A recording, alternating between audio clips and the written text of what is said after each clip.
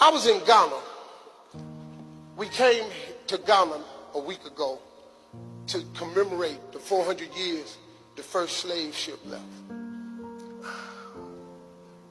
It was the second worst day of my life. The worst day of my life, my mama died.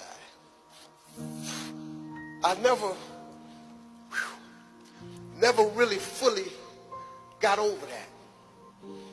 But standing in them dungeons where they took us from, where they stripped us of our heritage, of our land, of our lineage, that we were kings, chiefs, queens, landowners. They took us from here. When I stood in that castle, I couldn't even stand up. See, for us to come to Africa, you don't know. See, you live here. You've been home your whole life. You here. When we come here, it's like coming home to a place you've never been. That's what African Americans feel when we come here. I don't know who, but when I stood in that slave dungeon, one of my ancestors was there. He climbed on.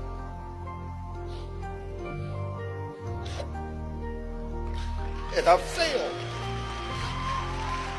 I couldn't even stand up because one of my ancestors was in that room.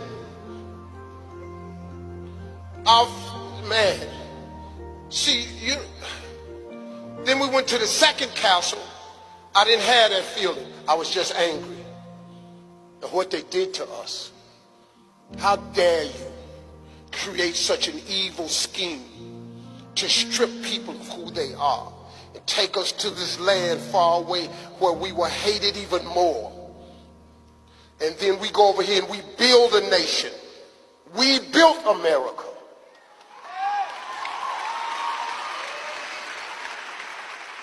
There are families today in America still benefiting from the billions of dollars from the slave trade. They opened up canneries, tobacco fields, they opened up ketchup companies, they opened up dealerships with the money that their ancestors made off of slavery.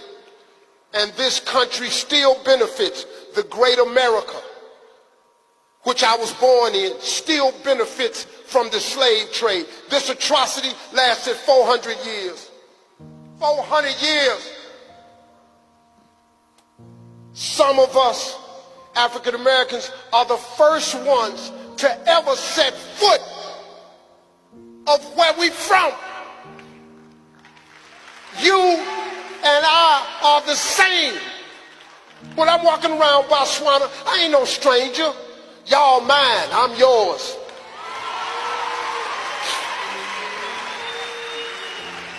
I'm black like you. I'm African. See, you don't understand. I'm 62 years old. I know you can't believe it. I'm so fly. I'm so fresh and clean. I'm so dope. I drip. You understand? I'm with it. I'm the flyest 62-year-old on the planet. Outkast wrote a song about me.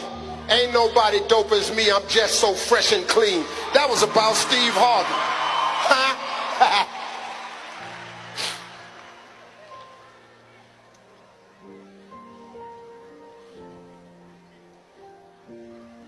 I've been around long enough. I was born in 1957 when we was niggas. I lived until they started calling us colored. I lived until they called us Negroes. I lived until they called us black. And we finally understood that we Africans. So now in America, you have to identify us as African Americans. I've been through the whole gamut. You can't tell me nothing about this here. You know how hard we fought to identify with you. So we got to start embracing one another. We need to come here and feel you. We need to come here and embellish you. We need to come here and teach you what we learned. Now, America's a land of opportunity if you want it, but it has its problems for us. When we get pulled over by the police, we can get killed. Slavery over, apartheid over, the residue is still there. We go into a store with a hoodie on, we walk down the street with a hoodie on, Trayvon Martin, they kill us, they get off, they go home. The man selling cigarettes in New York, police chokes him to death, kills him, he go back to work. Philippe up in Minnesota, stopped by the police on Facebook Live. Watch him shoot the black man. The girl said, "Why did you shoot him?" He said, "I don't know." He free. The police that beat Rodney King to death, to a pulp, they free. Huh? That's why we say, hold up.